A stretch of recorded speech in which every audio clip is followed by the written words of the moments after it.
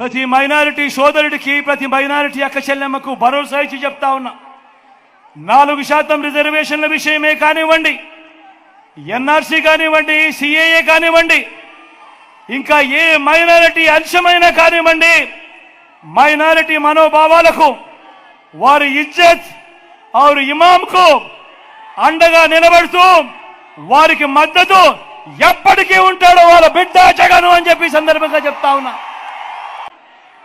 మైనారిటీలకు 4% రిజర్వేషన్లే కాదు, 4% రాజకీయ రిజర్వేషన్ ఇచ్చిన పార్టీ కూడా ఈ వైఎస్ఆర్ కాంగ్రెస్ పార్టీ అని కూడా గర్వంగా కూడా చెప్తా ఉన్నా.